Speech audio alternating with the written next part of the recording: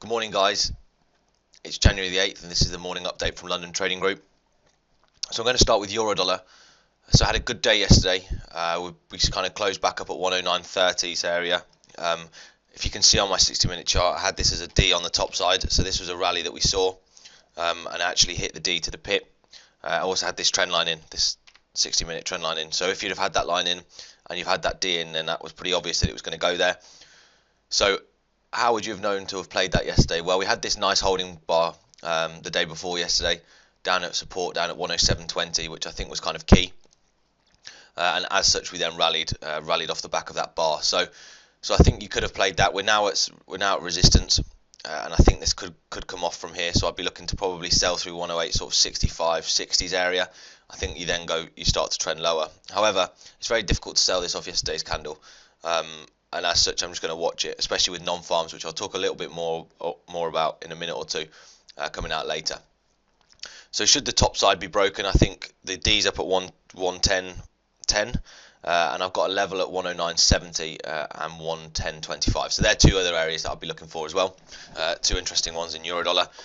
But yeah, as I said, non-farms is going to potentially make me watch things today. I'm not expecting there to be huge volatility in the morning, and follow through is going to be risky because of what we've got coming out this afternoon. So that's Eurodollar.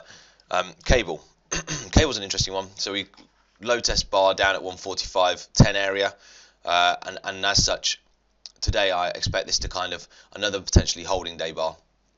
I don't expect it to do very much today. We did hit the D on the downside, which you can see again, it hit to the pip, so everything's kind of lining up really nicely with the Fibonacci swings at the moment. We hit the D perfectly, and we have since retraced back into the sell zone. So should this make a lower high and we get that entry, that's the way that I enter my trades, and I'm looking for a 15-minute counter trend line, for example, counter trend line break, I'll be looking to then take this short. But again, risk will be off for me today. I'm not looking to spoil a good week that I've had. So dollar yen, interesting one again. You kind of low tested down at 117.20. You had a poor cash rate from the Bank of Japan, so their wage growth was lower than expected. It was expected at 0.7, it came out at 0. So that's what's caused this yen weakness, and that's been across the board. Kiwi yen, Aussie yen have all rallied, so that was off the back of that. Do I still think yen's strong? Yes, and I think we're just back up at a good potential area to be selling this again. So yeah, I'll be looking for a short entry in this again, looking back to take it down to 117.20 area. Do I think it's going to happen today? No. So I'm just going to watch it. So that's one to watch for me today. Dollar CAD. Again, we had this hit the D on the top side, line nicely up again with the Fibonacci. All the majors seem to be doing it at the moment. So we've had this break. We had the break at 139. We've since rallied up to 141.70.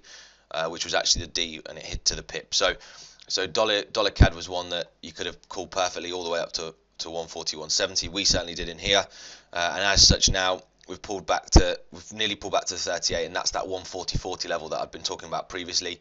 So should you get a good entry again, I think okay, maybe it's a good time to take it long again. But due to the nature of today, I see this maybe just drifting sideways. I think you might get a few false entries today in the morning. And then obviously we've got non-farms where you might then see a bit of follow through after the numbers release. So it's going to be an interesting morning. I'd always look for ranges on the morning of non-farms just because it's normally quite quiet. And as I said to you before, I'm not willing to give away a hard-worked week. Excuse me. Right, Aussie. So Aussie's again at a good level. Perfectly hit the D again. You'll see these Fibonacci's working time and time again. This one hit it perfectly, and we have since retraced. We've retraced quite deeply on Aussie. We're back into sort of the 78.6 zone, which is another good area to sell it, but the target can now only be 69.50. So that's where I'm looking for 69.50. If this was to fall, this was to sell off later today, 69.50 would be my target. Again, we're looking sort of 110 pips away at the moment, but one that I'm not particularly looking for, because if I was, this would be my counter trend line that would have to break. So obviously we're quite a long way away from there. We can make that lower high and then go, but at the moment it doesn't look like it's going to do that. So I'll just be looking to watch this today, not one that I'm kind of focused on. And it's pretty similarly to the Kiwi. Kiwi again, this has kind of hit the D yesterday, and we've kind of rolled over late into yesterday afternoon, and we've then since rallied. So a deeper pullback's occurred in the Kiwi. Fine, let it do that, and now we see again this low test bar on the daily, so now we potentially have this rally 66.90, a good level higher, and then 67.50 should it go there. So if we just sub fib this, where's that going to take us? So we pull back into 38, 67 is the target on the top side. So should that rally, I think 67 is the first target, which again matches quite nicely with that 66.90 area. So we could see that as the level or the high potentially for this morning in Kiwi. Other than that, as I said to you, I'm more looking for the range bound markets this morning. We've got non-farm figure coming out this afternoon, so often the market is quite quiet. The expectation is between 200 and 205, with 211 released last time, with a 5% unemployment rate.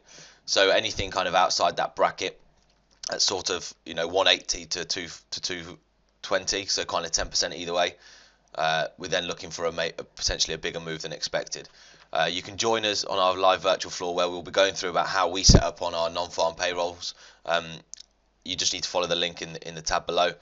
And myself and a couple of the other traders here will be talking you through how we set up for non-farms. I'm not a massive non-farms trader. I think it's just guesswork, but we can set up in the best way possible. And as such, I'll show you how we do that. So, as I said to you, I'm not expecting huge moves this morning. It looks like stuff's moving already. Certainly, Euro's off. It's gone through 108.70, which is my level. We're down at now 108.59. So we could see that continue on down.